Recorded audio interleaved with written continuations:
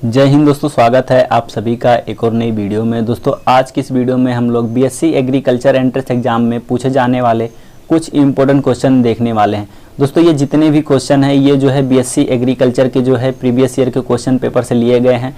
तो आप जो है बीएससी एग्रीकल्चर एंट्रेंस एग्जाम की तैयारी कर रहे हैं तो ये वीडियो आपके लिए बहुत ही इंपॉर्टेंट है। दोस्तों इससे पहले मैंने जितने भी बीएससी एग्रीकल्चर एंट्रेंस एग्जाम की क्वेश्चन पेपर हैं उनको मैंने जो है ऑलरेडी सॉल्व करा रखा, तो आप जाकर जो है उन वीडियो को चेकआउट कर लीजिएगा। तो आज का हमारा पहला क्वेश्चन है, धान तथा गेहूं में कितने पुंकेसर पाए जाते हैं।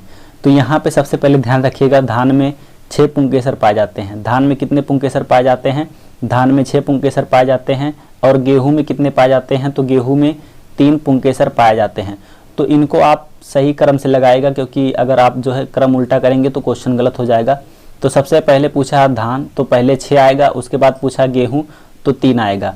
तो यहाँ पे धान और गेहूं में कितने 6 और 3 पुंकेसर पाए जाते हैं, तो ऑप्शन डी सही होगा।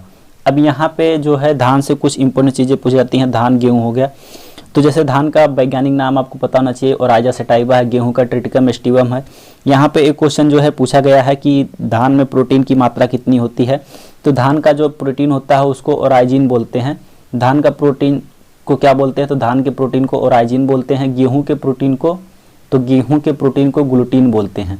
गा से गेहूं और गा से ग्लूटीन। तो धान के प्रोटीन को ओराइजिन बोलते हैं, गेहूं के प्रोटीन को ग्लूटीन बोलते हैं। धान में 6 से 7% तक प्रोटीन पाया जाता है। धान में कितना प्रोटीन पाया जाता है? तो धान में 6 से 7% तक प्रोटीन पाया जाता है। नेक्स्ट क्वेश्चन है, परागकोश कितने परागपुटों में बटा होता है। तो परागकोश में जो है कितने परागपुट पाए जाते हैं? तो परागकोश जो है 2 परागपुटों में बटा होता है। पहला परागकण और दूसरा क्या होता है? फिलामेंट होता है। परागकण और फिलामेंट दोनों मिलकर क्या करते हैं? तो परागकण और फिलामेंट मिलकर दोनों स्टेमेन जो है कहलाते हैं, जो लेमा और पीलिया के अंदर बंद रहते हैं। नेक्स्ट क्वेश्चन हमारा है, यहाँ पे म्यूटेशन रिसर्च पुस्तक किसने लिखी थी। तो म्यूटेशन जो है रिसर्च पुस्तक निल्सन इनले लिखी थी। किसने लिखी थी? तो निल्सन इनले ने लिखी थी। तो ऑप्शन डी हमारा सही हो जाएगा। और दोस्तों इस पुस्तक में जो है म्यूटेशन पर जो है शोध हुआ था, तो वही इसके बारे में लिखा गया है। म्यूटेशन रिसर्च के नाम से निल्सन इल ने जो है पुस्तक लिखी थी। सामान्यतः धान फसलों में कमी पाई जाती है। तो सामान्यतः धान वाले फसलों में किस चीज़ की कमी पाई जाती है? तो सामान्यतः जो धान की फसल होती है उसमें मिथियोनिन की कमी पाई जाती है। किसकी कमी पाई जाती है? तो धान की जो फसल होती है उसमें मिथियोनाइन की कमी पाई जाती है। और यहाँ पे धान में मैंने आपको बताया कि जो है यहाँ पे जो है प्रोटीन 6 से 7% तक प्रोटीन पाया जाता है। सेम क्वेश्चन जो है रिपीट हुआ है। और यहाँ पे कितने परसेंट जो है वसा पाया जाता है? तो वसा 2 से 3% पाया जाता है। धान में प्रोटीन 6 से 7% तक, और यहाँ पे फैट जो है वसा 2 से 3% तक, और कार्बोहाइड्रेट सबसे ज़्यादा पाया जाता है 65 से 70% तक। 65 से 70% तक कार्बोहाइड्रेट धान में पाया जाता है। तो ये क्वेश्चन जितने भी मैंने आपको बताया ये रिपीट हुए क्वेश्चन है, एग्जाम में पूछे जा चुके हैं, तो इनको जो है नोट कर लीजिएगा। नेक्स्ट क्वेश्चन है, कॉकसीडा का संबंध है। तो कॉकसीडा का किससे संबंध है? अकेंथेसिपाला का प्रोटोजोआ से, प्रोटिस्टा से, प्रोटोफाइटा से। तो कॉकसीडा का संबंध किससे है? प्रोटोजोआ से है। कॉकसीडा का संबंध किससे है? तो कॉकसीडा का संबंध प्रोटोजोआ से। नेक्स्ट क्वेश्चन है, कैनोला का संबंध है। कैनोला का संबंध किससे है? सरसों से, कुसुम से, नाइजर से, जो है सूरजमुखी से। तो कैनोला का संबंध किससे है? कैनोला का संबंध सरसों से है। नेक्स्ट क्वेश्चन है, किस पशु में चारा खाने की आदत ब्राउजिंग कहलाती है। तो कौन सी पशु है जिसमें चारा खाने की आदत ब्राउजिंग कहलाती है? तो बकरी में जो है चारा खाने की आदत क्या कहलाती है? तो बकरी में चारा खाने की आदत ब्राउजिंग कहलाती है। नेक्स्ट क्वेश्चन है, टीनिया सोलियम के लार्वा रूप को कहते हैं। तो टीनिया सोलियम के लार्वा रूप को क्या कहते हैं? टीनिया सोलियम के लार्वा रूप को क्या कहते हैं? सिस्टी सर्कोइडी, कोनुरस, सिस्टी सर्कस सोलुलूज और सर्कोस्टिसस। तो यहाँ पे टीनिया सोलियम के लार्वा रूप को क्या कहते हैं? तो इसको दोस्तों जो है सिस्टी सर्कस सेलुलोज बोला जाता है। क्या बोला जाता है? सिस्टी सर्कस सेलुलोज बोला जाता है टीनिया सोलियम के लार्वा रूप को। नेक्स्ट क्वेश्चन है, ट्रिमेटाइस है। तो ट्रिमेटाइस क्या है? एक फीता कृमि है, गोल कृमि है, एक कोशिकीय जीव है और पिन कृमि है। तो ट्रिमेटोइस जो है, ट्रिमेटोइस क्या है? ट्रिमेटोइस फीता कृमि है। क्या है? ट्रिमेटोइस फीता कृमि है। ये चीज़ आप ध्यान रखिएगा क्योंकि पूछा गया क्वेश्चन है। नेक्स्ट क्वेश्चन है, अस्थायी मुरझान बिंदु PWP पर PF मान कितना होता है।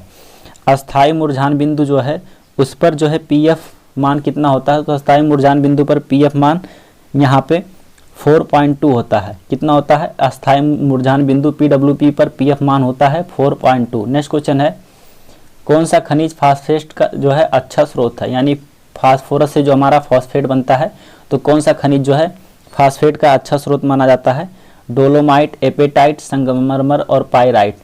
तो फास्फेट का अच्छा स्रोत क्या है? फास्फेट का अच्छा स्रोत एपेटाइट है। क्या है?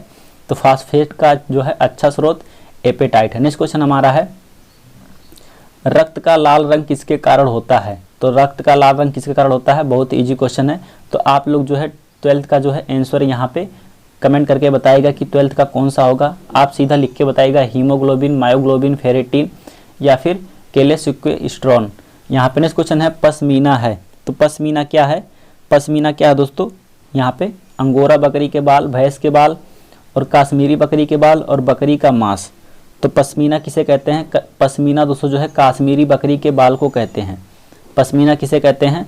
पश्मीना जो है काश्मीरी बकरी होती है उसके बाल को क्या कहते हैं? पश्मीना कहते हैं। नेक्स्ट क्वेश्चन है, आलू का उद्गम स्थल है। तो आलू का उद्गम स्थल कौन सा माना जाता है?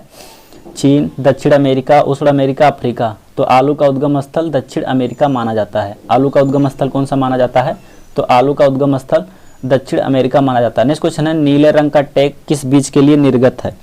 तो यहाँ पे इस चीज़ से क्वेश्चन हर बार जो है आपको पूछा जाता है एग्जाम में। आपको तो एक जो है टैग दे दिया जाएगा और दोस्तों यहाँ पे जो है बीज के प्रकार जो है दे दिए जाएंगे। तो यहाँ पे मैं आपको बता देता हूँ। देखिए, सबसे पहले जो है आधारीय बीज होता है। आधार को हम लोग क्या बोलते हैं? बेस बोलते हैं। तो आधारीय बीज कैसा होता है? तो आधारीय बीज हमेशा सफ़ेद होता है। आधारीय बीज कैसा होता है? आधारीय बीज सफ़ेद होता है। आप जो है इन चीज़ों को कहीं नोट कर लीजिएगा। आधारीय बीज कैसा होता है?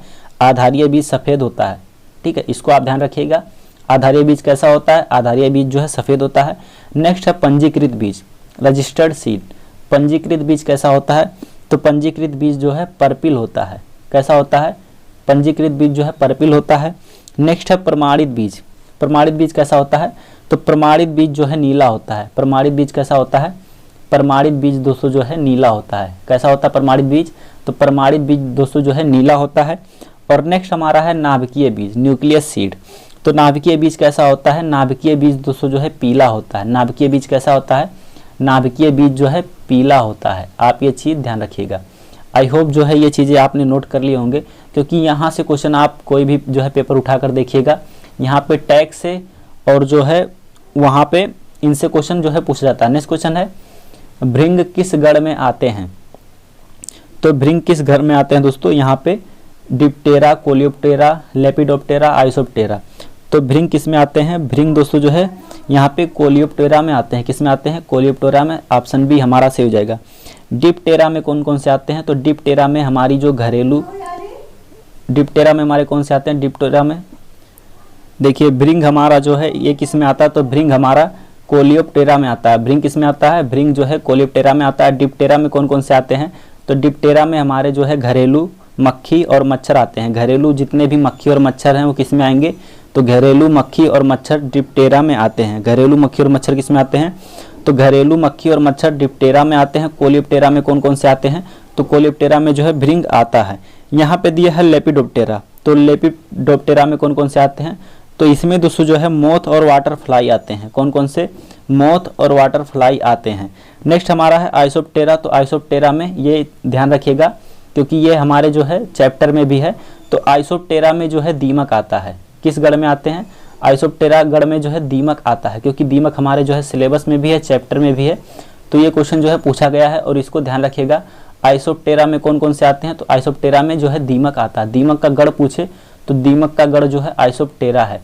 नेक्स्ट क्वेश्चन हमारा है, पूसा जय किसान काय क्लोनीय है, यानी पूसा जय किसान जो है किसका क्लोन है? तो पूसा जय किसान भारतीय सरसों का जो है कार्मिक क्लोन है। किसका? भारतीय सरसों का जो है क्रमिक क्लोनीय है। नेक्स्ट क्वेश्चन हमारा है, कीटों का वर्गीकरण एवं नामकरण जो है किस नियम एवं शाख के अंतर्गत आता है? तो यहाँ पे हमारा कौन सा सही हो जाएगा? वर्गीकी के अंदर आता है। तो कीटों का वर्गीकरण एवं नामकरण किस नियम एवं शाख के अंतर्गत आता है? तो जो है वर्गीकी जो हमारा सही है इसमें आएगा। आकारकी में क्या होता है दोस्तों? आकारकी में जो है बाएं शरीर का अध्ययन किया जाता है। बाएं आकार का अध्ययन किया जाता है। बाएं जो है शरीर का अध्ययन हम लोग कह सकते हैं कि आकारकी में मतलब किसी भी जीव के बाह्य आकार यानी बाह्य शरीर का जो है अध्ययन किया जाता है। शरीरकीय में क्या आता है, तो शरीरकीय में जो है शरीर की क्रियाओं का अध्ययन आता है, यानी बॉडी फंक्शन कैसे हमारा वर्क करता है वो हमारे शरीर क्रिया विज्ञान में शरीरकीय में आता है। वर्गीकीय में क्या आता है, तो मैंने आपको बताया वर्गीकीय में वर्गीकरण और नामकरण आता है। परिस्थितिकीय में क्या आता है, तो परिस्थितिकीय में कीटों के परिस्थितिकीय का अध्ययन किया जाता है। ठीक है, परिस्थितिकीय में क्या आता है, तो परिस्थितिकीय में कीटों के परिस्थितिकीय का अध्ययन किया जाता है। नेक्स्ट क्वेश्चन है, विनिमय किस अवस्था में होता है। विनिमय को हम लोग क्या बोलते हैं, तो विनिमय को हम लोग एक्सचेंज बोलते हैं। तो ये किस अवस्था में होता है, तो ये जो है पेचीटीन अवस्था में होता है।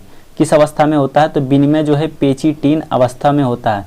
नेक्स्ट क्वेश्चन है, किस कीट में चुभाने व चूसने वाले मुख पाए जाते हैं। हेमीडेप्टेरा, आर्थोप्टेरा, लेपिडोप्टेरा और आइसोप्टेरा।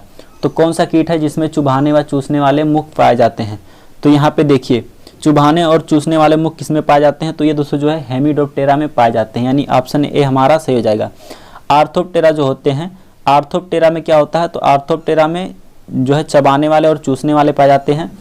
वहीं सेम दोस्तों जो है लेपिडोप्टेरा में पाया जाता है और आइसोप्टेरा में भी जो है यहाँ पे चबाने और चूसने वाले, मतलब ये जो है चबाते हैं और उन्हें जो है खाकर नष्ट कर देते हैं। जितने भी हो गए लेपिडोप्टेरा, आर्थोप्टेरा और आइसोप्टेरा। बाकी हेमीडोप्टेरा में जो है कैसा पाया जाता है, तो इसमें चूसने वाला और चुभोने वाला जो है पाया जाता है सूंड, जिसे हम लोग मुख बोलते हैं। नेक्स्ट क्वेश्चन है, अगुणित किस प्रकार के युग्म पैदा करते हैं।